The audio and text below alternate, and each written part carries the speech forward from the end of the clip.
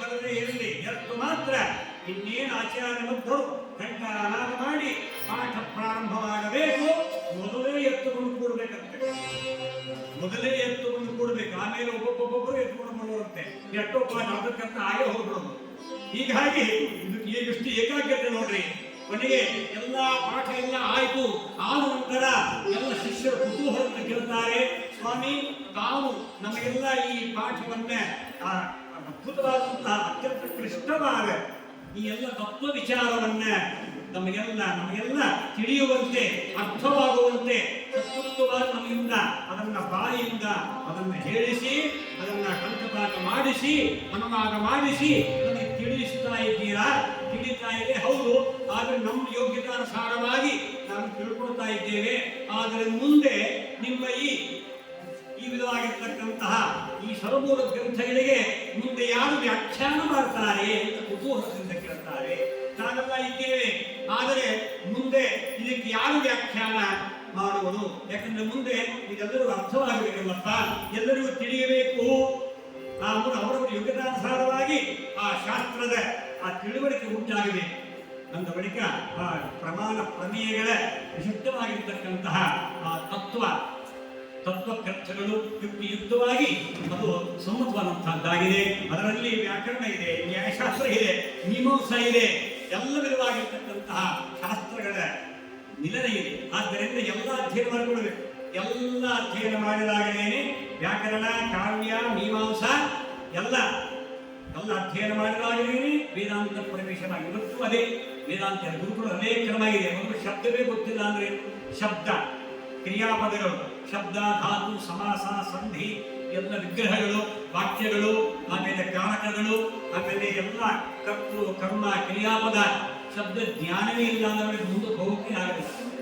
ಅದಕ್ಕಾಗೆಲ್ಲ ಅದು ಶಬ್ದ ವ್ಯಾಕರಣ ಓದಲೇಬೇಕು, ನ್ಯಾಯಶಾಸ್ತ್ರ ಬೇಕೇ ಬೇಕು, ತರ್ಕ ಬಂದಿದೆ, ವ್ಯಾಕರಣ ತರ್ಕ ಬೇಕು, ಮೀಮಾಂಸಾ ಬೇಕು, ಕಾವ್ಯ ಬೇಕು.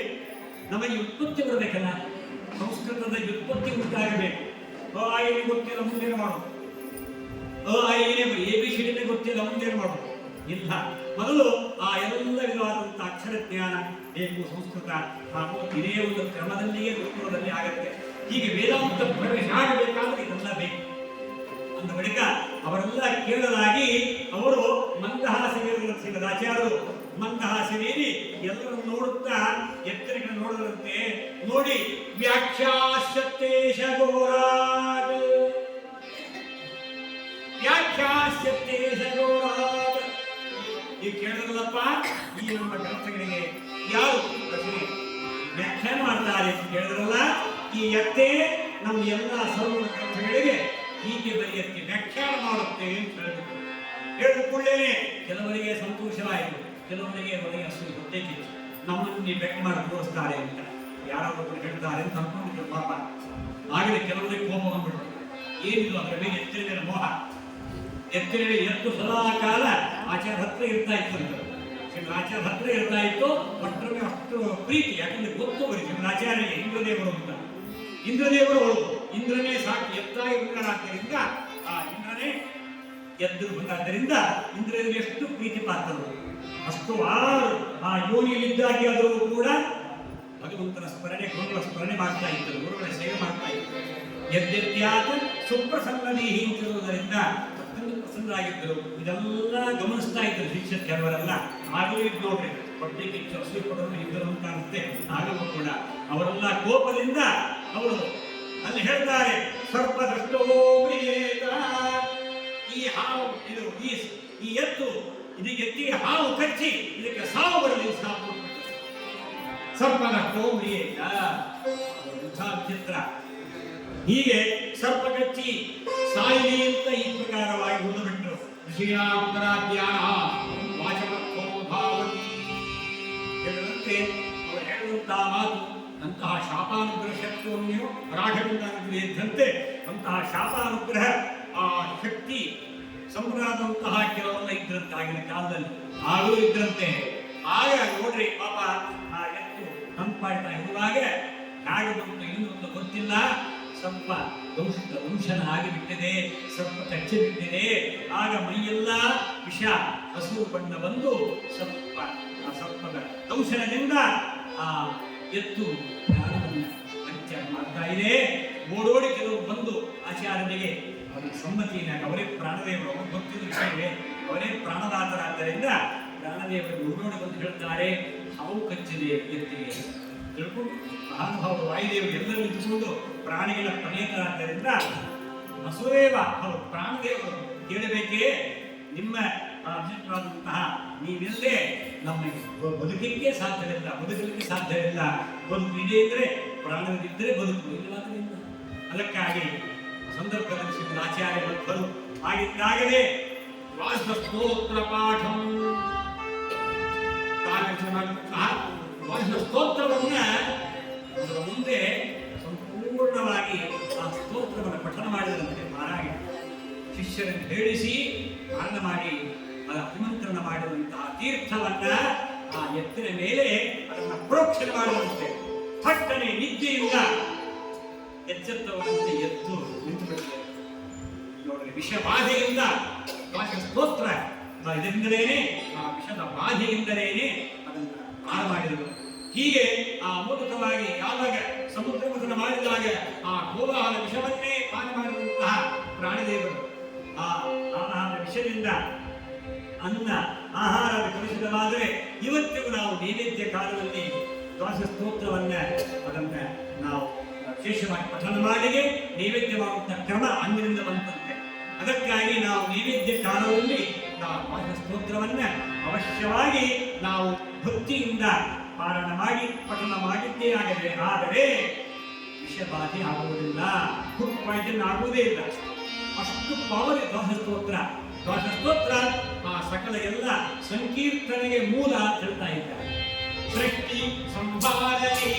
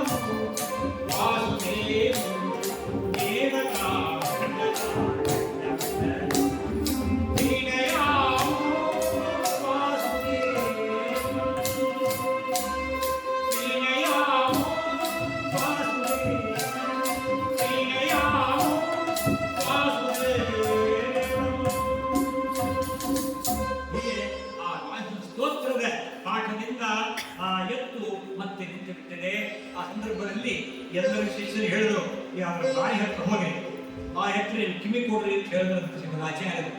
ಅದು ಕೂಡ ಆ ಎತ್ತು ದ್ವಾದಶ ಸ್ತೋತ್ರವನ್ನ ಹೇಳ್ತಾ ಇತ್ತಂತೆ.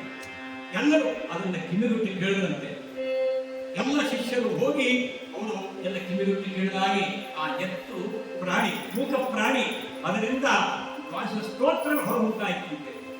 ದೇವಿಗೆ ನಂದ ನಂದ ಕುಮಾರ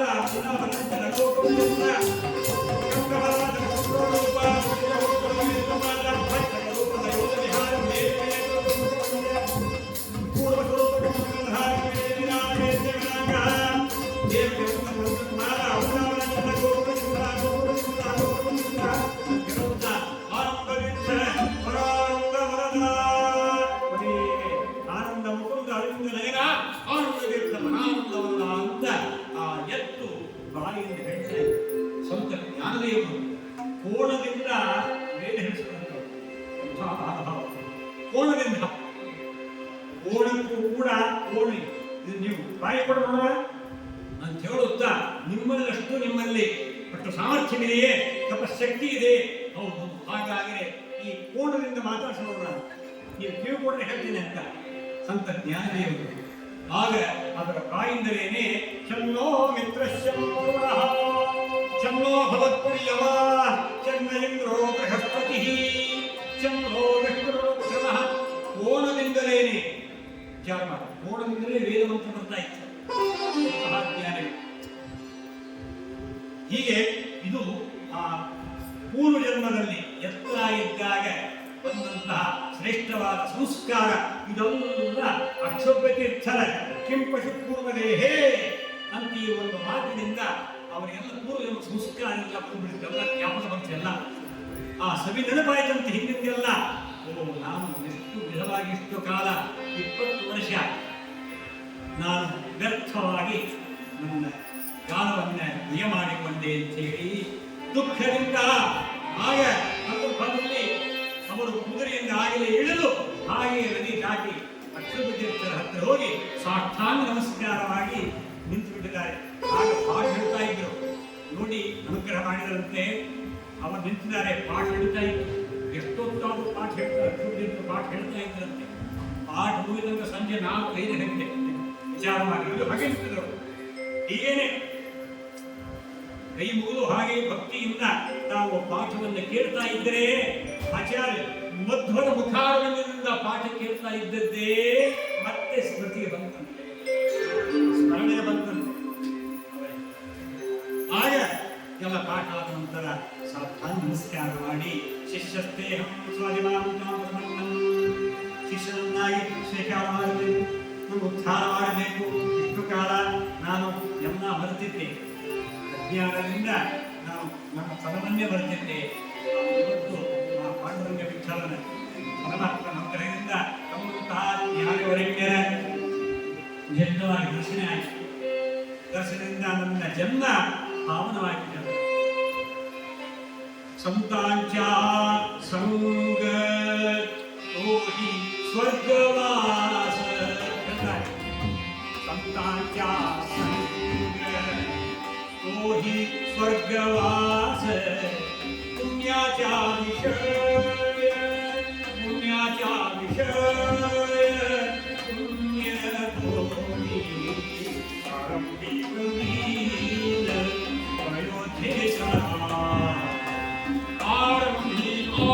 ಆರಂಭಿ ಆರಂಭಿ ಆರಂಭಿ ಆರಂಭಿ ಆರಂಭಿ ಆರಂಭಿ ಮಂದಿರ ಅಯೋಧ್ಯೆ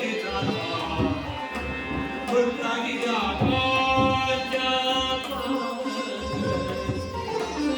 ಆರಂಭಿ ಮಂದಿರ ಅಯೋಧ್ಯೆ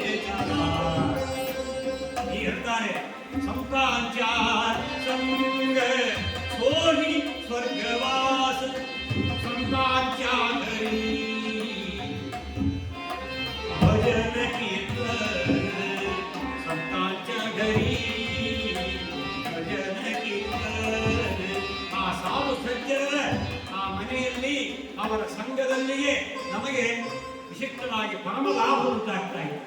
ಸತಾಂ ಪ್ರಸಂಗಂ ವೀರ ಸಂಪುನಃ ಭವಂತೆ ಕೃತ್ರಿಮ ರಸಾಯನಾತ್ಮಕಃ ಪರ್ಯೋಷಣಾದ ಆಶು ಅಪವರ್ಗವರ್ತ್ಮನಿ ಶ್ರದ್ಧಾರತಿ ಭಕ್ತಿ ಕುರುಕ್ರಮಿಷ್ಯತಿ. ಅದನ್ನೇ ಅರ್ಥವನ್ನೇ ಆ ಭೃಂಗವಾಣಿಯಲ್ಲಿ ಆ ಸಂತರು ಕೂಡ ಕೊಂಡಾಡ್ತಾ ಇದ್ದಾರೆ. ಸಜ್ಜನರ ಸಂಘ ಅದೇ ಸ್ವರ್ಗವಾಸ. ಸಜ್ಜನ ಸಂಘದಲ್ಲಿರಬೇಕಂತೆ. ಸತ್ಸಂಗತ್ವೇ ನಿಸ್ಸಂಗತ್ವ ಅಂತ. ಇಂತಹ ಆ ಸಜ್ಜನ ಸಂಘ ಎಷ್ಟು ಲಾಭವಾಗುತ್ತದೆ ಇದೇ ಸಾಕ್ಷಿ ಅಂತ ಅಲ್ಲಿ ಧೋಂಡೋಪಂತನು ಭಕ್ತಿಯಿಂದ ಅಲ್ಲಿ ಉಳಿಸಿದ್ದಾರೆ. ನಮ್ಮ ಉದ್ಧಾರ ಮಾಡಬೇಕು ಅಂತ ಬಂದಾಗ ಅವನಿಗೂ ಸ್ವಪ್ನ ಆಗಿತ್ತಂತೆ, ವಯಸ್ಸಾಗಿತ್ತು. ಈ ಪೀಠವನ್ನ ಮುಂದೆ ಇನ್ನೊಬ್ಬರಿಗೆ ಒಪ್ಪಿಸಬೇಕಾಗಿ ಉತ್ತರಾಧಿಕಾರಿ ಹುಡುಕ್ತಾ ಇದ್ರು. ಪಾಪ ಸಂಚಾರ ಮಾಡುತ್ತಾ ಮಾಡುತ್ತಾ ಅಲ್ಲಿ ಬಂದಿದ್ದರು. ಅವರಿಗೂ ವಿಶಿಷ್ಟವಾಗಿ ಸೂಚನೆಯಾಗಿತ್ತು. ಸೂಚನೆ ಅಲ್ಲಿ ಶ್ರೀಮದ್ ಆಚಾರ್ಯ ಹೇಳಿದ್ದರು, ಉತ್ತರಾಧಿಕಾರಿಯನ್ನು ನೀವು ಅವಶ್ಯವಾಗಿ ಯೋಗ್ಯನನ್ನ ನೇಮಿಸಬೇಕು ಅಂತ ಅವರು ಆಜ್ಞೆ ಮಾಡಿದ್ದರು. ಒಬ್ಬ ನಿಮ್ಮ ಕಡೆ ಬರ್ತಾನೆ, ನಿಮ್ಮ ಹತ್ರ ಬರ್ತಾನೆ, ಬಂದು ನಿಮಗೆ ಶರಣಾಗತನಾಗ್ತಾನೆ, ಶಿಷ್ಯನನ್ನಾಗಿ ಮಾಡಿಕೊಳ್ಳಬೇಕು ಅಂತ ಹೇಳ್ತಾನೆ, ಅವರನ್ನು ಶಿಷ್ಯನಾಗಿ ಸ್ವೀಕಾರ ಮಾಡಬೇಕು ಅಂತ ಶ್ರೀಮದ್ ಆಚಾರ್ಯರು ಸೂಚನೆ ಕೊಟ್ಟಿದ್ದಾರೆ. ಇನ್ನು ಪಾಂಡುರಂಗ ವಿಠಲನು ಕೂಡ ಅಕ್ಷೋಭ್ಯ ತೀರ್ಥರಿಗೆ ಪ್ರಸನ್ನ. ಇವತ್ತು ನಾವು ಶ್ರೀ ಉತ್ತರಾಲಯ ಮಠದ ಆ ಸಂಸ್ಥಾನದಲ್ಲಿ ಶ್ರೀ ಅಕ್ಷೋಭ್ಯ ತೀರ್ಥರಿಗೆ ಪ್ರಸನ್ನರಾದ ಪ್ರಸನ್ನ ವಿಠಲದೇವರನ್ನು ನಾವು ಕಾಣ್ತಾ ಇದ್ದೇವೆ. ಒಬ್ಬ ಶಿಲ್ಪಿ ಅದನ್ನು ಕೆತ್ತನೆ ಮಾಡ್ತಾ ಇದ್ದಂತೆ. ಕೆತ್ತನೆ ಮಾಡ್ತಾ ಮಾಡ್ತಾ ಮಾಡ್ತಾ ಪಾದದಂತ ಬಂತು. ಪಾದವನ್ನು ಕೆತ್ತನೆ ಮಾಡುತ್ತಿರುವ ರಕ್ತ ಬಂತಂತೆ ಪಾದದಿಂದ. ಆವಾಗ ಅವರ ಕೈಯಿಂದ ಆ ಎಲ್ಲ ಕೆತ್ತನೆಗೆ ಸಾಮಗ್ರಿ ಎಲ್ಲ ಕೈಯಿಂದ ಜಾರಿ ಬೇಕಂತೆ.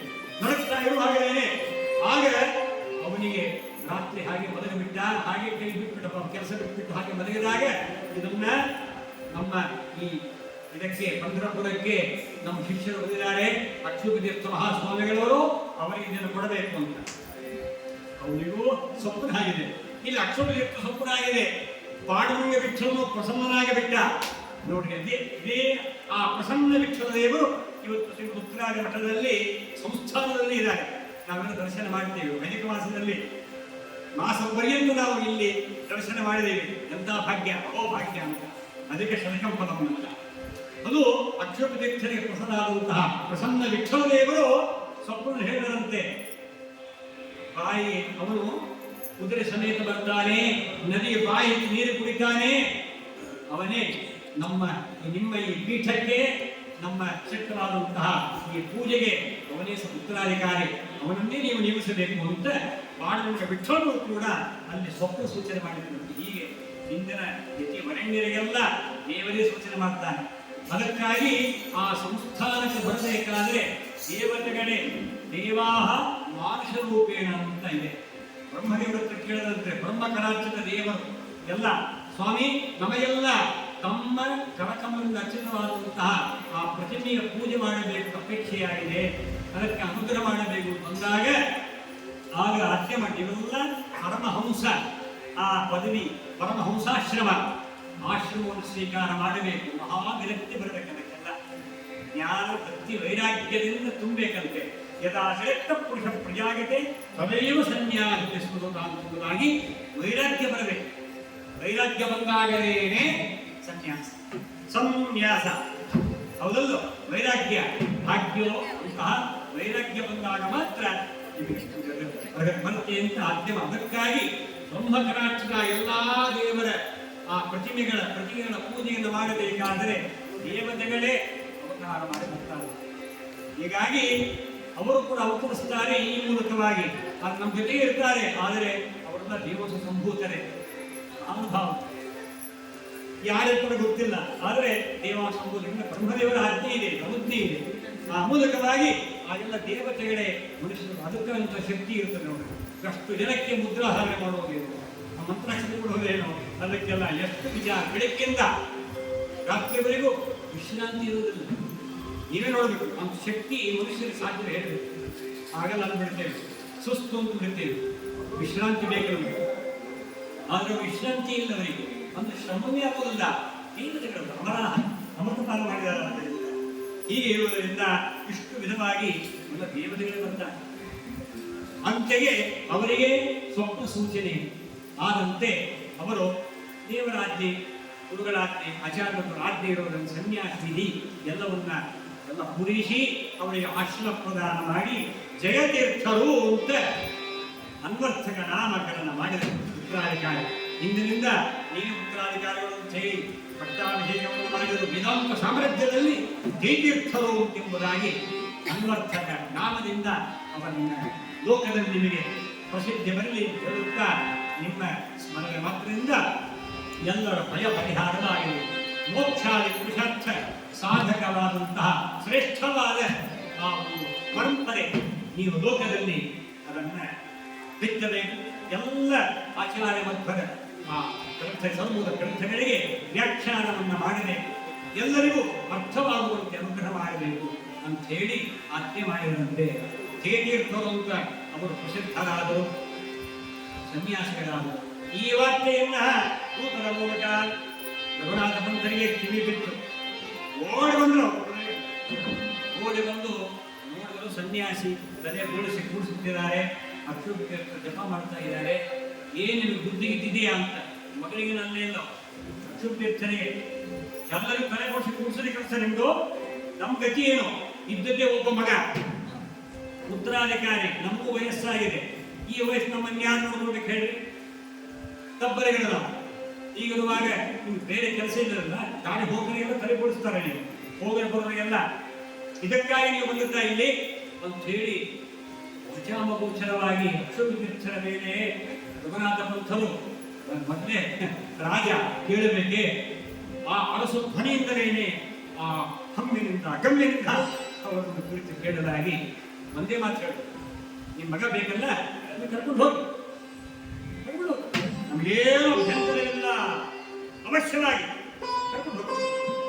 ಅವರಿಗೆ. ಹಾಗೆ ಅವರು ಮಾತಿನಲ್ಲಿ ಹೋಗಲಿಕ್ಕೆ ಇಷ್ಟ ಇಲ್ಲ. ಆದರೆ ಗುರುಗಳು ಹೇಳಿದ್ದಾರೆ ಕರ್ಕೊಂಡು ಹೋಗಿ ಅಂತ ತಂದೆ ಹತ್ರ.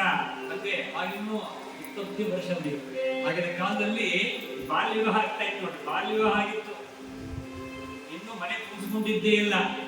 ಇಬ್ಬರು ಮದುವೆಯಾಗಿತ್ತು ಅವರಿಗೆ. ಕಾಂತ ಯುಗ್ಮಿ ಅಂತ ಹೇಳ್ತಾರೆ. ಇಬ್ಬರು ಮನೆ ಬಾಲ್ಯ ವಿವಾಹ ಆಗಿತ್ತು. ಆವಾಗ ಆಗಿನ ಕಾಲದಲ್ಲಿ ಇತ್ತು ಬಾಲ್ಯ ವಿವಾಹ. ಈಗಲೂ ಮನೆ ತುಂಬಿಸ್ಕೊಂಡಿದ್ದಿಲ್ಲ. ಈಚ ಕಡೆ ಅವರ ಗತಿ ಏನು ಇದೆಲ್ಲ ಇತ್ತು. ಆಗ ಮಗನನ್ನ ಕರೆದುಕೊಂಡು ಬಂದಿದ್ದಾರೆ. ಕರೆದುಕೊಂಡು ಬಂದು ಮತ್ತೆ ಯಥಾ ಪ್ರಕಾರವಾಗಿ ಸ್ನಾನ ಮಾಡಿಸಿ ಯಾವುದೆಲ್ಲ ಬಿಸಾಕಿ ಶಾಕಿ ಎಲ್ಲ ಕೋಪಿ ಎಲ್ಲ ಬಿಸಾಕಿ ಮತ್ತೆ ರಾಜ ಕೋಶಗಳನ್ನೆಲ್ಲ ಕೊಡಿಸಿದ್ದಾರೆ. ಕೊಡಿಸಿ ಅದನ್ನು ಪಕ್ಷ ಭೋಜ್ಯಾಲಯಗಳನ್ನೆಲ್ಲ ಗುಣಪಡಿಸಿದ್ದಾರೆ. ಸುಮ್ಮನೆ ಇರ್ತದೆ. ಆನಂತರ ಒಳ್ಳೆ ಕಕ್ಷ, ಒಳ್ಳೆ ಇಡೀ ಮನೆಯಲ್ಲಿ ಶೃಂಗಾರ ಮಾಡಿದ್ದಾರೆ. ಶೃಂಗಾರ ಮಂಚ ಎಲ್ಲ ಈ ಮೇಲೆ ಆ ಒಂದು ವಿಷಯ ಮುಹೂರ್ತ ಆಗಬೇಕು. ಅದಕ್ಕೆಲ್ಲ ಏನು ಬೇಕು ಎಲ್ಲ ಸಿದ್ಧತೆ ಆಗಿಬಿಟ್ಟಿದೆ. ಆಗ ತಾನೇ ಮನೆ ತುಂಬಿಸಿಕೊಂಡಿದ್ದಾರೆ. ಇಬ್ಬರು ಮಡದಿಯರು ಕೇಸರಿಯುಕ್ತ ಹಾಲನ್ನ ಹಿಡಿದುಕೊಂಡು ರೂಮಿನೊಳಗೆ ಹೋಗ್ತಾರೆ. ಕೋಣೆಯೊಳಗೆ ಹೋಗ್ತಾರೆ. ಹೋಗಿ ಇನ್ನೇನು ನೋಡಬೇಕು ಅಷ್ಟರಲ್ಲಿ 5 ಹೆಡೆ ಸರ್ಪ ಮಾಡ್ತಾ ಇದ್ರು. ಸರ್ಪ ಹೆಡೆ ಎತ್ತಿ ಕುಸುತ್ತಾ ಇದ್ರು. ಅವರು ಕಂಡಿದ್ದಾರೆ.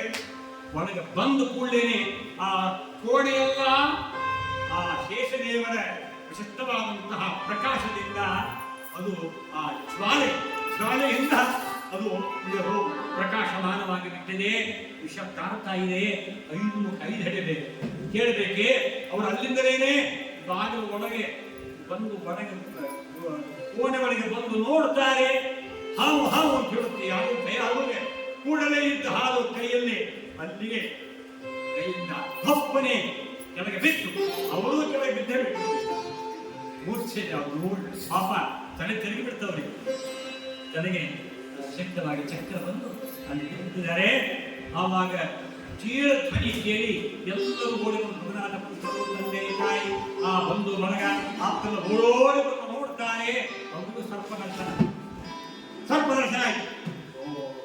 ನಾನೇನೋ ಅನ್ಕೊಂಡಿದ್ದೆ ನನ್ನ ಮಗ ಅಂತ ಮೋಹದಿಂದ ನಾನು ನನ್ನ ಮಗ ಇದ್ದೊಬ್ಬರು ಒಬ್ಬನೇ ಮಗ, ಇವನು ನಮಗಿರಲಿ, ಇವನು ನಮ್ಮ ರಾಜ್ಯವನ್ನು ಆಡಲಿ, ಬರೇ ನಾನು ನಂದೇ ಯೋಚನೆ ಮಾಡ್ತಾ ಇದ್ದೆ.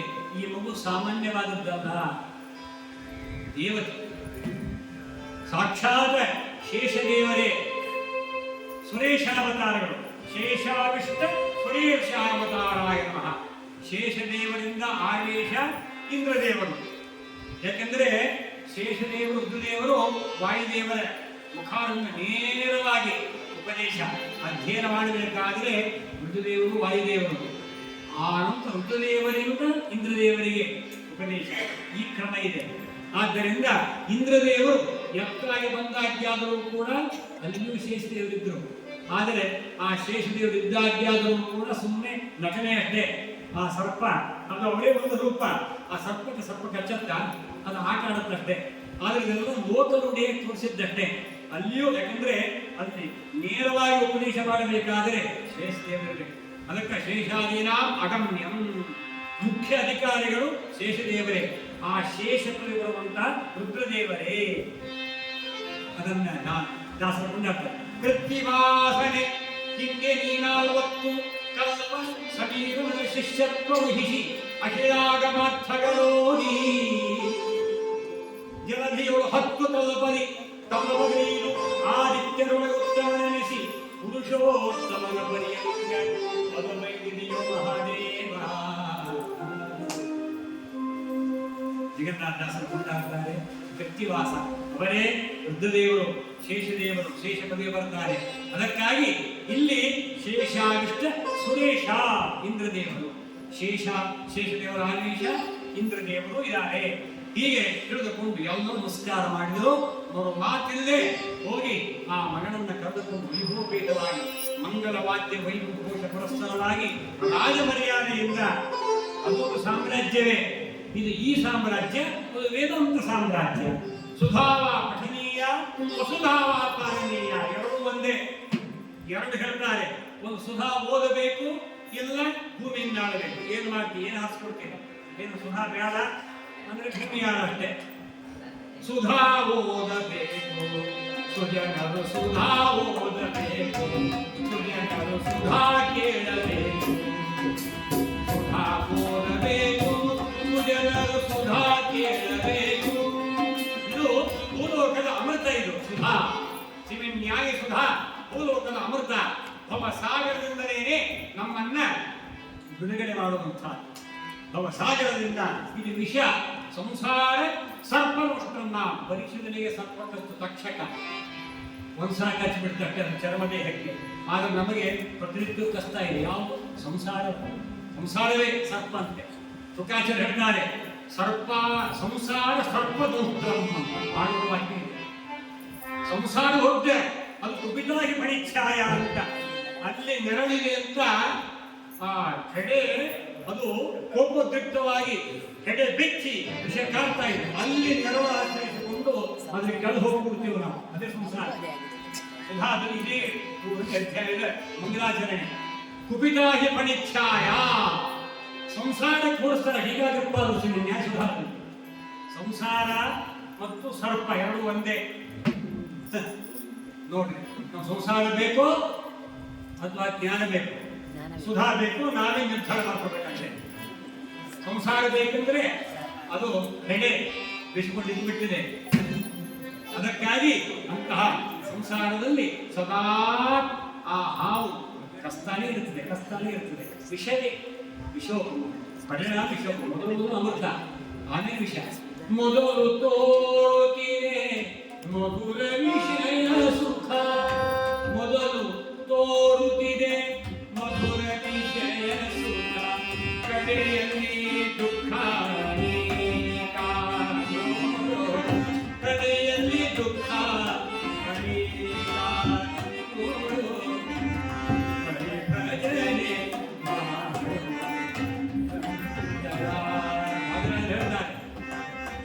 ಮೊದಲು ತೋರುತ್ತಿದೆ ಮಧುರ ವಿಷಯ ಸುಖ, ಕಡೆಯಲ್ಲಿ ದುಃಖ ಅನೇಕ. ಹರಿ ಭಜನೆ ಮಾಡು ನಿರಂತರ, ಹರಿ ಭಜನೆ ಮಾಡು ನಿರಂತರ. ಹೊರಗಟ್ಟಿಗಿದು ನಿರ್ಧಾರ ನೋಡು, ಹೊರಗಟ್ಟಿಗಿದು ನಿರ್ಧಾರ.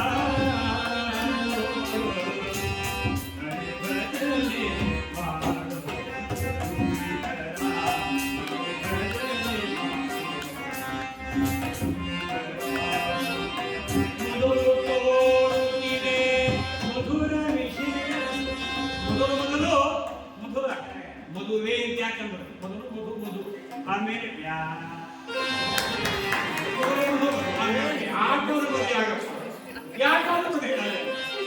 ಮದುವೆ ಏನಂತ ಏನು ಸಂಭ್ರಮ ಉತ್ಸವ.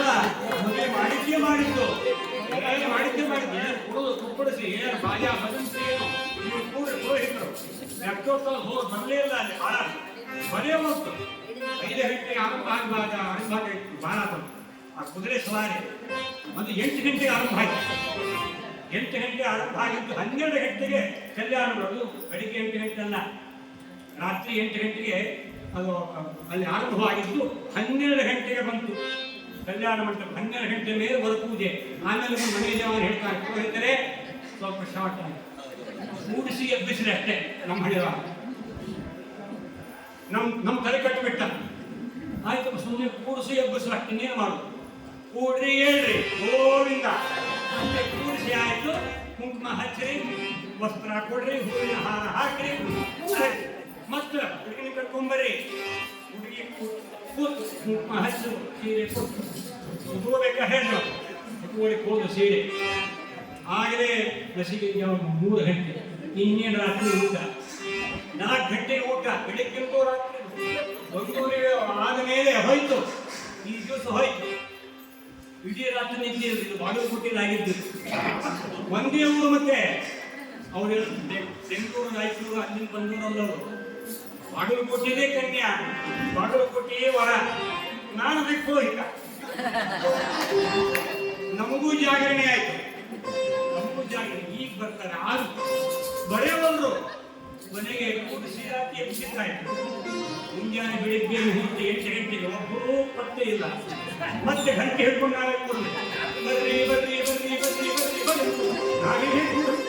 ಕೊನೆವರೆಗೂ ಒಬ್ಬರು ಪತ್ತೆ ಇಲ್ಲ. ಬಂದು ನಾವೇ ಕಂಡು ಬಿಟ್ಟೇವೆ. ಸುಮುಹೂರ್ತೆ ಅದರಲ್ಲೇ ನಾಂದಿ ಆಯಿತು, ಅದರಲ್ಲೇ ಕಾಶಿ ಆಯ್ತು, ಅದರಲ್ಲೆಲ್ಲ ನಾಂದಿ ಒಳಗೆ ಸುಮುಹೂರ್ತೆ ಸಾವಧಾನ. ಅಷ್ಟೇ ಆಯ್ತಪ್ಪ. ಇನ್ನು ಕನ್ಯಾದಾನ ತಾಳಿ ಕಟ್ಟಿಬಿಡು ಗೋವಿಂದ. ಅಲ್ಲಿ ಅಗ್ನಿ ಇಂಗಿನ ಎಲ್ಲ ಅವಂಕ್ರಮನ್ನಂ ಎತ್ತಿದ್ದಾರೆ. ಬರೀ ಇಷ್ಟೇ ತಂತ್ರವಾಗಿ ಅವರು ಅಷ್ಟೇ ಬೇಕಾಗಿತ್ತು, ಅಷ್ಟೇ ಆಗೋಯ್ತು. ಅಲ್ಲಿ ಯಾರು ಎಷ್ಟಿದೆ ಅಷ್ಟೇ ಇಷ್ಟೇ ಮದುವೆ ಅಂದ್ರೆ ಇಷ್ಟ ಆಗಿಬಿಟ್ಟಿದೆ. ಇನ್ನು ಶಾಸ್ತ್ರ ಎಷ್ಟು ಮಾಡ್ತಾ ಇದ್ದೀವಿ, ಏನು ಕೇಳಬೇಡ, ಮದುವೆ ಇದೆ ಇಷ್ಟೇ. ಇದಾದ್ರೆ ಅವರು ಮದುವೆ ಇದ್ದ ಹಾಗೆ ಅಂತ ಹೀಗೆ ವೈಭೋಗಕ್ಕೆಲ್ಲ ಮಾಡ್ತಾರೆ. ಆಮೇಲೆ ಆ ಕ್ರಮ ಇದೆ. ಈ ರೀತಿಯಾಗಿ ಅದನ್ನೇ ಮೊದಲು ವಿಶೇಷ. ಆಗ ಅವರಿಗೆ ಮನೆಯಲ್ಲಿ ಆಯಿತು. ಗುಣಗಾದ ಪಂಥರು ಬಂದು ಅಕ್ಷುಭತೀರ್ಥರ ಪಾವಾರದಿಂದ ಕೆಳಗೆ ನನ್ನಿಂದ ಅಪರಾಧವಾಯಿತು. ನಾನು ವಾಚಾಮಗೋಚರವಾಗಿ ನಮ್ಮ ಮಹಿಮೆಯಿಂದ ತಿಳಿಯದೆ ಅಪರಾಧ ಮಾಡಿದ್ದೇನೆ. ನಾನು ವಾಚ್ಯ ಮಾತುಗಳಿಂದ ನಮ್ಮ ಮನಸ್ಸಿಗೆ ತುಂಬಾ ದುಃಖ ಮಾಡಿದೆ ಅನಿಸಿಕೊಂಡು ನನ್ನ ಮೇಲೆ ಕೃತ ಮಾಡಬೇಕು, ಅನುಗ್ರಹ ಮಾಡಬೇಕು. ಇದು ನಮ್ಮ ವಸ್ತುವಲ್ಲ, ಇದು ಸಾಕ್ಷಾತ್ ದೇವಾಸ ಸಂಭೂತ. ಇದು ಕೇವಲ ನಮ್ಮ ರಾಜ್ಯ ಅಡ್ಡಕ್ಕೆಲ್ಲ, ಆದರೆ ಇದು ಲೋಕೋದ್ಧಾರಕ್ಕಾಗಿ ಅವತಾರ ಪುರುಷರೇವರು. ಹೀಗಾಗಿ ಎಲ್ಲ ಘಟನೆ ಹೇಳಿಬಿಟ್ರು. ಗೊತ್ತಿತ್ತು ಲಕ್ಷಪತೀರ್ಥರಿಗೆ. ಆಗ ಇಂತಹ ಅವರು ಭಕ್ತಿ ಸಮರ್ಪಣೆ ಮಾಡ್ತಾ ಇದ್ದಾರೆ. ಅಂದಿನಿಂದ ಜೈತೀರ್ಥರಿಗೆ ಪ್ರಣವ ಮಂತ್ರೋಪದೇಶವನ್ನು ಮಾಡಿ ಸಕಲ ವೇದ ಶಾಸ್ತ್ರಗಳ ಸಾರವನ್ನ ಅವರಿಗೆಲ್ಲ ಉಣಬಡಿಸಿದ್ದಾರೆ. ಎಲ್ಲ ಉಪದೇಶ ಮೊದಲೇ ಆಗಿಬಿಟ್ಟಿರ್ತಾರೆ. ಅವರು ಆಚಾರ್ಯ ಮುಖಾರಂಭ ಆಗಿತ್ತು. ಮತ್ತು ಕೂಡ ಗುರುಪದೇಶ ಮಂತ್ರವ್ಯಾತಕೆ ಅಂತ ಹೇಳೋದ್ರಿಂದ ಏಕೆ ಗುರುಪದೇಶವಿಲ್ಲದ ಜ್ಞಾನ, ಗುರುಪದೇಶವಿಲ್ಲದ ಕರ್ಮ, ಮಂತ್ರ ಎಲ್ಲವೂ ವ್ಯರ್ಥ ಅಂತಿದೆ. ಅಂಕ್ಯತೆಯಲ್ಲಿ ಇರಬಾರದು ಅಂತ ಹೇಳುತ್ತಾ ಮುದ್ರಾಂಕನ ಮಾಡಿದ್ದಾರೆ. ಹೀಗೆ 40ನೇ ನಾಮದಿಂದ ಚೈತ್ಯರ್ಥರಾಗಿ ಲೋಕೋತ್ತರವಾದಂತಹ ದಿಗ್ವಿಜಯ ಮಾಡುತ್ತಾ ವಾದಿ ನಿಗ್ರಹ ಮಾಡಿ ಪರವಾದಿ ಆ ಹೃದಯ ಗುಹೆಯನ್ನು ಹೊತ್ತು ನಿಗ್ರಹ ಮಾಡಿ ಸಿದ್ಧಾಂತ ಮಿಥ್ಯಾ, ಸಿದ್ಧಾಂತ ದುರ್ಧ್ವಾಂತ ವಿಧ್ವಂಸನ ವಿಚಕ್ಷಣ ಚೈತ್ಯರ್ಥಾಖ್ಯ ಧರಣಿ ಭಾಸದಾಮ ಹೊದಂಬರೆ ಅಂತ ಹೇಳುತ್ತಾ ಅಲ್ಲಿಂದ ಸಂಚಾರ ಮಾಡುತ್ತಾ ಲೋಕ ದಿಗ್ವಿಜಯ ಮಾಡಿ ಸಂಸ್ಥ ಸರ್ವೋತ್ತಮತ್ವ, ಜಗತ್ತಿನ ಸತ್ಯತ್ವ, ಪಂಚವೇದ ತಾರತಮ್ಯ, ವೇದ ಸತ್ಯತ್ವವನ್ನ, ಸಕಲ ವೇದ ಪ್ರತಿಪಾದ್ಯತ್ವ, ಎಲ್ಲ ವೇದಕ್ಕೆ ಅಪೌರುಷೇಯತ್ವವನ್ನ ಎಲ್ಲವೂ ಸಮರ್ಥನ ಮಾಡಿ ಯುಕ್ತಯುಕ್ತವಾಗಿ ಪ್ರಮಾಣಯುಕ್ತವಾಗಿ ಸಮರ್ಥನೆ ಮಾಡಿ ಆ ಎಲ್ಲ ಗ್ರಂಥಗಳಿಗೆ, ಸದಮೂಲ ಗ್ರಂಥಗಳಿಗೆ ವ್ಯಾಖ್ಯಾನವನ್ನ ಮಾಡಲಿಕ್ಕೆ ಎರಗೋಳು ಗುಹೆ, ಅಲ್ಲಿ ಏನೂ ಇಲ್ಲ ಗುಹೆ. ಈಗ ಸ್ವಲ್ಪ ಅದೆಲ್ಲ ಗುಹೆಯೊಳಗೆ ಮಾತ್ರ ನಾವು ಈ ಬಜಾಟ್ ಡ್ಯಾನ್ಸ್ ನೋಡ್ತೇವೆ. ಅದು ಇರಲಿಲ್ಲ. ಯಾಕಂದ್ರೆಲ್ಲ ಗೆದ್ದು ಹುಡ ಪೂಜೆಗೆ ತೊಂದರೆ ಆಗ್ತಾ ಇತ್ತು. ಅಷ್ಟು ಮಾತ್ರ ಮಾಡಿದ್ದಾರೆ. ಇವತ್ತು ಹಾಗೆ ಇಟ್ಟಿದ್ದಾರೆ. ಮುಂದಿನವರಿಗೆ ಕಲ್ಪನಾ ಬರಲಿ ಎಷ್ಟು ಕಷ್ಟಪಟ್ಟು ಅಲ್ಲಿ ಅವರು ಅಲ್ಲೇ ಕುಳಿತು ಸಾಕ್ಷಿ ಪ್ರಾಣದೇವರು ಇಟ್ಟುಕೊಂಡು ಯಾವ ರೀತಿ ಗ್ರಂಥ ರಚನೆ ಮಾಡಿದರು ಅಂತ ಮುಂದಿನ ಪೀಳಿಗೆಗೆ ಇದು ಗೊತ್ತಾಗಲಿ ಅಂತ ಎಷ್ಟು ಕಷ್ಟಪಟ್ಟು ನಾವು ವಿದ್ಯೆ ಸಂಪಾದನೆ ಮಾಡ್ಕೊಳ್ಬೇಕು ಅಂತ. ಏನೂ ಯಾವನಾಗುವಾಸ ಅಂತಿದೆ ಅಲ್ಲಿ. ಅವರು ಆ ಸಂದರ್ಭದಲ್ಲಿ ಯೋಗಿಗಳು, ಜ್ಞಾನಿಗಳು ಅವರೆಲ್ಲ ಶಿರೋಚ್ಛ ವೃತ್ತಿಯಿಂದ ಹಸು, ಆ ಸಗಣಿ, ಅದರಲ್ಲಿ ಆಯ್ದು ಏನು ಎಷ್ಟು ಕಾಡು ಸಿಗುತ್ತೋ ಅಷ್ಟನ್ನೇ ಬೇಯಿಸಿ ಅದನ್ನೇ ರಾತ್ರಿ ಸಮರ್ಪಣೆ ಮಾಡಿ ಅಷ್ಟನ್ನು ಸ್ವೀಕಾರ ಮಾಡ್ತಾ ಇರ್ತಾರೆ. ಆಮೇಲೆ ಜೋಳದ ಗಂಜಿ ಅಷ್ಟೇ, ಜೋಳವೆಲ್ಲ ವಿಶೇಷವಾಗಿ ಅದನ್ನೇ ದೇವರ ಸಮರ್ಪಣೆ ಅಷ್ಟನ್ನೇ ಸ್ವೀಕಾರ ಮಾಡ್ತಾ ಇದ್ದಾರೆ. ಆ ನಂತರ ಇಷ್ಟರ ಅನಂತ ನಿರಂತರ ಗ್ರಂಥ ರಚನೆ, ಎಲ್ಲ ಭಕ್ತರಿಗೆ ಪಾಠ, ಆ ತಂದೆ ಪ್ರವಚನಗಳು, ಮುದ್ರಾಧಾರಣೆ, ಸಮಾಜದ ವಿಶಿಷ್ಟವಾದಂತಹ ಸೇವೆ, ಯಾವುದಕ್ಕೂ ಕೊರತೆ ಇಲ್ಲ.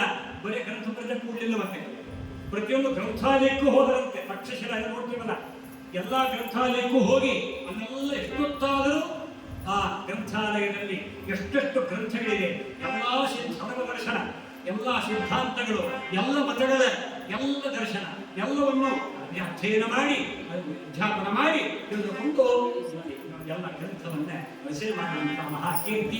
ಸ್ವತಂತ್ರ ಗ್ರಂಥಗಳಿದೆ. ವಾವಾವಲಿ, ಪ್ರಮಾಣ ಪದ್ಧತಿ, ಪದ್ಯಮಾಲ ಅಂತ ದೇವತಾರ್ಚನೆಯ ವಿಶಿಷ್ಟವಾದಂತಹ ಪದ್ಯಮಾಲ ಸ್ವತಂತ್ರ ಗ್ರಂಥವನ್ನು ಮಾಡಿದ್ದಾರೆ. ಆ ನಂತರ ಆ ಆಚಾರ್ಯ ಮಧ್ವರ ಗೀತಾ ಭಾಷ್ಯ, ಬ್ರಹ್ಮಸೂತ್ರ ಭಾಷ್ಯ, ಆ ನಂತರ ಪ್ರಮೇಯ ದೀಪಿಕ, ಆ ನ್ಯಾಯವರ್ಣಕ್ಕೆ ನ್ಯಾಯದೀಪಿಕ, ಹೀಗೆ ವಿಶಿಷ್ಟವಾದಂತಹ ರೀತಿಯಾಗಿ ಅನುವ್ಯಾಖ್ಯಾನಕ್ಕೆ ಶ್ರೀ ನ್ಯಾಯ ಸುಧಾ ಎಂಬುದಾಗಿ ಗ್ರಂಥವನ್ನು ರಚನೆ ಮಾಡಿಕೊಂಡಿದ್ದಾರೆ. ಅಂತ ಅದ್ಭುತವಾದಂತಹ ಗ್ರಂಥ. ಅದು ವಿಮರ್ಶಾತ್ಮಕ ಕೃತಿ.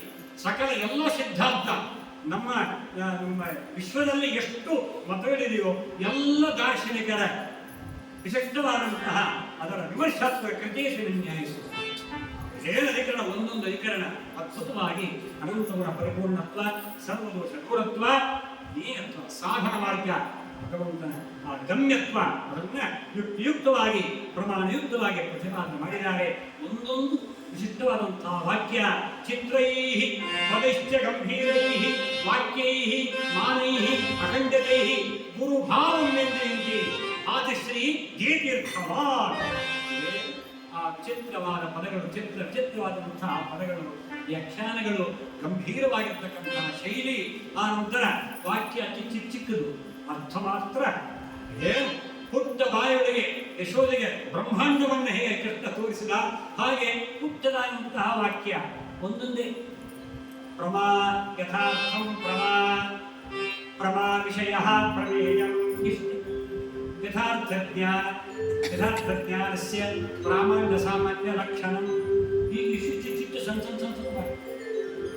ಅರ್ಥ ಮಾತ್ರ ಬಹು ವಿಸ್ತಾರ. ಹೀಗೆ ಗಂಭೀರೈಹಿ ವಾಕ್ಯೈಹಿ ಮಾನೈಹಿ ಅಖಂಡತೈಹಿ, ಯಾವುದೇ ವಿಧವಾಗಿರ್ತಕ್ಕಂತಹ ರೀತಿಯಾಗಿ ಯಾರೂ ಅದನ್ನ ದುಂಡರಿಸಬಾರದು. ಮುಂದೆ ಯಾರು ಖಂಡನ ಮಾಡಲಿಕ್ಕೆ ಮನಸ್ಸೇ ಬರಬಾರದು. ಅಷ್ಟು ಅದ್ಭುತವಾದಂತಹ ಅಕ್ಷರ ಜೋಡಣೆ. ಅಂತಹ ಟೀಕಾ ಗಾಂಭೀರ್ಯ ಉದ್ಧರ್ತಂ ವ್ಯಾಸತೀರ್ಥಾಲಯ ಕ್ಷಮಾಃ ವಯಂ ಕೃಪಾಲೇಶ ಭಾಜೋ ವದಾಮಹೇ ಅಂತ ಹೇಳ್ತಾರೆ. ವ್ಯಾಸತೀರ್ಥ ಅಂತ ಮಹಾನುಭಾವರು ಅವರೇ ಟೀಕಾ ಗಾಂಭೀರ್ಯವನ್ನ ಉದಾಹರಿಸಲಿಕ್ಕೆ ಹೇಳಲಿಕ್ಕೆ ಅವರೇ ಶಕ್ತರು. ನಾವೆಂತ ರಾಯರು ಪ್ರತ್ಯಕ್ಷರಂ ಪ್ರತಿಪದಂ ಅನೇಕಾಭೂತಗರ್ಭಿತಾ ಪ್ರತಿಪಾದುನಾ ಅಥಾಪಿ ಗ್ರಂಥಾಲ್ಪತ್ವಾಯನೋಚ್ಯತೆ. ಸುಧಾಕೃಷ್ಣ ನ್ಯಾಯಸುಧಾ ಪರಿಮಳ ಅಂತ ಗ್ರಂಥ ಬರೆದರು ರಾಯರು. ಅವರು ಹೇಳ್ತಾರೆ ಒಂದೊಂದು ಅಕ್ಷರ, ಒಂದೊಂದು ಪದಗಳು ಅನೇಕ ಆಕೂತ ಗರ್ಭಿತ, ಎಷ್ಟು ಅರ್ಥಗಳು, ಆ ಅರ್ಥ ಗಾಂಭೀರ್ಯ ಇಳಿದಷ್ಟು ಆಳ, ಏನು ತಳವೇ ಹೋಗ್ತಾ ಇಲ್ಲ, ಎಷ್ಟು ಆಣೆನೆ ಅಂತ ಗೊತ್ತೇ ಆಗ್ತಾ ಇಲ್ಲ. ಹೀಗೆ ಶ್ರೀ ನ್ಯಾಯಸುಧಾದಲ್ಲಿ ನಮಗೆ ತೋರ್ತಾ ಇದೆಯಪ್ಪ. ಅದಕ್ಕಾಗಿ ಗ್ರಂಥ ಇದು ಮತ್ತೆ ವಿಸ್ತಾರ ಭಯ, ಎಷ್ಟು ವಿಸ್ತಾರವಾಗಿದೆ, ಇನ್ನು ನಾವು ಬರಿತಾ ಹೋದರೆ ಇನ್ಯಾರು ಹೋಗ್ತಾರೆ. ಅದಕ್ಕೋಸ್ಕರವಾಗಿ ಅದನ್ನು ಕೊಂಡಾಡ್ತಾರೆ. ವಾದಿರಾಜರು ಹೇಳ್ತಾರೆ, ಇಂತಹ ನಾವು ಸುಧಾಯ ಶ್ರೀಕರತ್ವೇ ವಯಮೇವ ಸಾಕ್ಷಿಣ ಅಂತ. ಸುಧಾ ನಮಗೆ ಎಲ್ಲ ಪುರುಷಾರ್ಥಗಳನ್ನು ಕೊಡುತ್ತದೆ, ಮೋಕ್ಷಾದಿ ಎಲ್ಲ ಪುರುಷಾರ್ಥಗಳನ್ನು ಕೊಡುವಂತಹದ್ದು. ಈ ಸಂಪತ್ತಿ ಎಲ್ಲ ಕೊಡುವುದೇ ಶ್ರೀ ನ್ಯಾಯಸುಧಾ. ಶ್ರೀಕರತ್ವ ಶ್ರೀಕರು ಎಂಬಂತಹ ನ್ಯಾಯಸುಧಾ ಇದು ಸಂಪತ್ತಿಯನ್ನು ಕೊಡುವಂತಹದ್ದು, ಭಗವಂತನನ್ನೇ ಕೊಡುವಂತಹದ್ದು ಅಂತ ಇಷ್ಟು ವಿಧವಾಗಿ ವಾದಿರಾಜರು ಕೊಂಡಾಡ್ತಾರೆ. ಅನೇಕ ವ್ಯಾಖ್ಯಾನಕಾರರು ಒಬ್ಬರೇ ಇಬ್ಬರೇ ನ್ಯಾಯಸುಧಾ. ಅದಕ್ಕೆ ಸುಧಾ ಓದಬೇಕು, ಸುಧಾವ ಪಠನೀಯ ವಸುಧಾವ ಪಾಲನೀಯ ಎಂಬುದಾಗಿ ಉದ್ಗಾರ ತಂದಿದ್ದಾರೆ. ವಿದ್ಯಾರ್ಥಿಗಳು ಬಂದರೆ ನರಗೊಳುವೇ ಬಂದಿರುತ್ತೆ. ವಿದ್ಯಾರ್ಥಿ ಅಕ್ಷುಭತೀರ್ಥರ ಬಗ್ಗೆ ಅವರ ರೀತಿಗೂ ವಾದ ಮಾಡಿ ವಿದ್ಯಾರ್ಥಿಗಳು ಉತ್ಸಾಹ ಮಹಾಪಂಡಿತರು. ಅವರು ಕೂಡ ಅವರು ಶಿಷ್ಯ ಹೇಗಿದ್ದಾರೆ ಅಂತ ಅಕ್ಷುಭತೀರ್ಥರೇ ಇಂಥ ಮಹಾನುಭಾವರು ಅವರ ಶಿಷ್ಯನ ಕೆಳಕೋಣ ಅಂತ ಬಂದಿರುತ್ತೆ. ವಿದ್ಯಾರ್ಥಿಗಳು ನರಗೊಳುವೇ ಬಂದರು, ಅವರನ್ನು ಬರಮಾಡಿಕೊಂಡಿರುತ್ತೆ. ಅವರು ಮಹಾ ವಿದ್ವದ್ದು ವರೆಣ್ಯರು.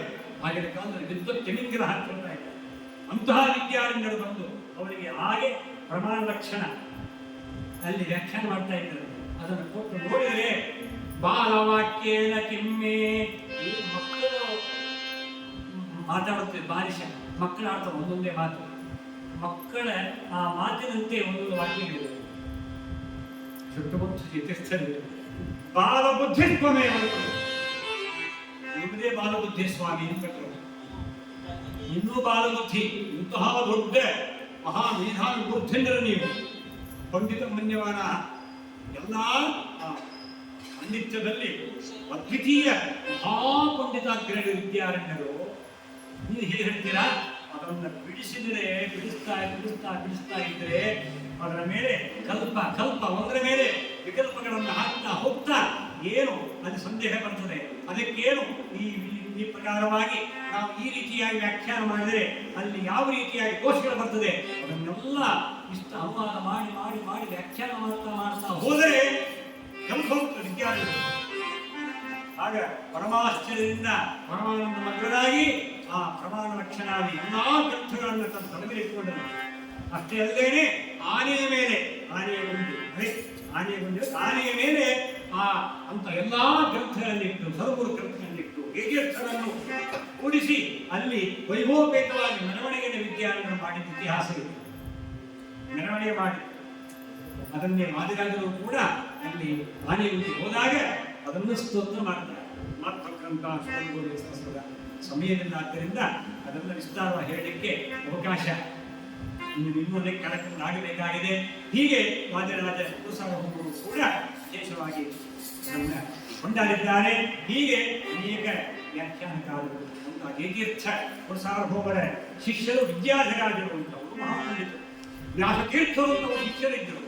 ಅವರು ಅವರಂತೆ ವಿಶೇಷ ಮಹಾವೈರಾಗ್ಯ ಶಿಖಾಮಣಿಗಳು, ವಿರಕ್ತರು, ಮಹಾವಿಧಾವಿಭೂತಿಗಳು ದುರ್ಗಾದೇವಿಯನ್ನು ತಪಸ್ಸು ಮಾಡಿಕೊಂಡು ಬರೆಸಿಕೊಂಡು ಆ ಲೇಖನಿ ಸಾಮಗ್ರಿ ಎಲ್ಲ ಕೊಟ್ಟಂತೆ ದುರ್ಗಾದೇವಿ ಭಾರತೀ ದೇವಿ. ಅದಕ್ಕಾಗಿಯೇ ಆ ಎಲ್ಲ ಕರಸರಚನೆ ಆಯಿತು ಎಂಬುದು ಉದ್ಗಾರಕ್ಕಿಂತ ಅಡಿಯಾಗಿದ್ದಾರೆ. ಈ ಮೂಲಕವಾಗಿ ಇಂತಹ ಆ ಜಯತೀರ್ಥರ ಮಹಿಮೆಯನ್ನ ಕೊಂಡಾಡುತ್ತಾ ಸತ್ಯಪ್ರಿಯರು ಸ್ತೋತ್ರ ಮಾಡ್ತಾರೆ. ಪ್ರಸಿದ್ಧವಾದಂತಹ ಸ್ತೋತ್ರ ಅಲ್ಲಿ ಹೇಳ್ತಾರೆ, ಮಾತಾಪ್ತ ಪ್ರಣತೆ ಜೈ ಕಳೆಯತೋ ಸ್ವೇದಾಸ ವರ್ಗೇ ಯಾರ ನಿಮ್ಮ ಪಾದಾಶ್ರಯ, ಯಾರು ಪಾದವನ್ನು ನಿರಂತರವಾಗಿ ವಿಶೇಷವಾಗಿ ಸೇವೆ ಮಾಡ್ತಾ ಇದ್ದಾರೆ, ಪಾದ ಭಜನೆ ಮಾಡ್ತಾ ಇದ್ದಾರೆ, ಪಾದವನ್ನು ಆಶ್ರಯಿಸಿದ್ದಾರಲ್ಲ ಅಂತಹ ವಿದ್ಯಾಧಿರಾಜರು, ವ್ಯಾಸತೀರ್ಥರು, ಅಂತ ಹಾಗೆ ಶ್ರೀಪಾದರಾಜರು, ಬ್ರಹ್ಮಣತೀರ್ಥರು, ವ್ಯಾಸರಾಜರು, ರಾಘವೇಂದ್ರ ಸಾರ್ವಭೌಮರು ಒಬ್ಬರೇ ಇಬ್ಬರೇ, ರವೀಂದ್ರ ಭಾಗೇಶ ರಾಮಚಂದ್ರ ವಿದ್ಯಾರ್ಥಿಗಳು ಎಂಚಿತ್ತ ಭವ್ಯ ಮಹಾವೈದ್ಯ ಪುಂಗವರೆಲ್ಲರೂ ಕೂಡ ನಿಮ್ಮ ದಾಸರು.